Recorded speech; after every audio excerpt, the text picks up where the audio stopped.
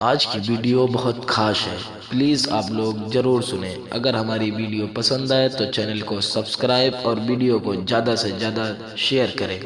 लड़की कितनी बेवकूफ़ होती है। राधिका सुबह उठी और प्रार्थना करके किचन घर में आ गई।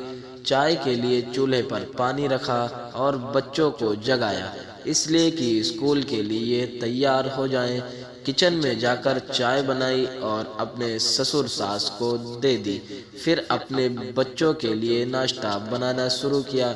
जब बच्चे तैयार हुए तो उन्होंने नाश्ता किया और राधिका ने बच्चों का लंच बनाया। इसी बीच बच्चों की गाड़ी आ गई।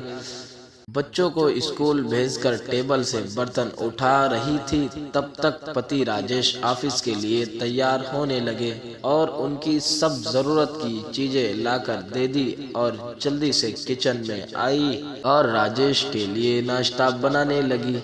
नाश्ता बना ही रही थी, छोटी ननद किचन में आ गई। मुझे कॉलेज जाने में देर हो रही है कहकर नाश्ता ले गई।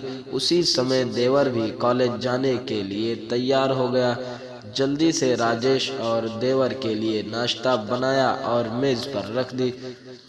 10 बजे राजेश ऑफिस चला गया। अब राधिका टेबल से बर्तन उठाकर ससुर और सास के लिए नाश्ता बनाई। जब तक ससुर सास ने नाश्ता किया तब तक वह किचन साफ करके बर्तन धो चुकी थी।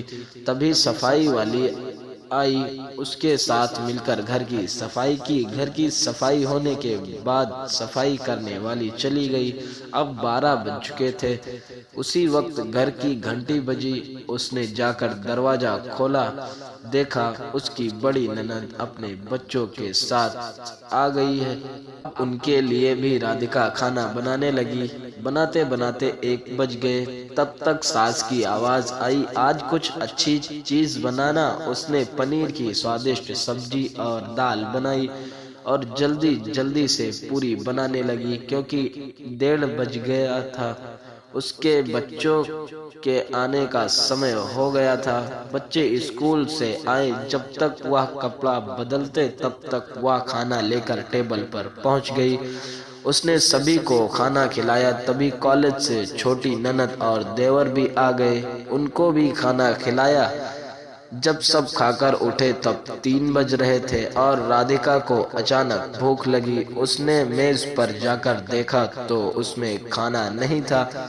वह सब बर्तन उठाकर किचन में जा रही थी। इतने में उसका राजेश भी आ गया। राधिका को देखकर राजेश ने कहा, मुझे बहुत भूख लगी है, जल्दी से कुछ बनाओ। वह तुरंत किचन में गई और राजेश के लिए रोटी और सब्जी बनाने लगी। जब उसने राजेश के लिए खाना बनाया तो 5 बज चुके थे। राजेश ने उससे कहा, आओ तुम भी खा लो। राधिका ने राजेश की ओर देखा, क्योंकि सुबह से उसने कुछ नहीं खाया था। वह राजेश के साथ बैठकर खाना खाने लगी और उसके आंखों में आंसू आ गए। राधिका के पति राजेश ने पूछा, तुम क्यों रो रही हो? राधिका ने सोचा, मैं इनसे क्या कहूँ, ये क्या जानते हैं। ससुराल में इतनी मेहनत के बाद मुझे रोटी मिलती है, जिसे लोग मुफ्त की रोटी कहते हैं। उसने राजेश से कहा, कुछ नहीं, बस यूं ही। उसके पति राजेश ने कहा, लड़की कितनी बेवकूफ़ होती है, बिना किसी बात के रोने लगती है।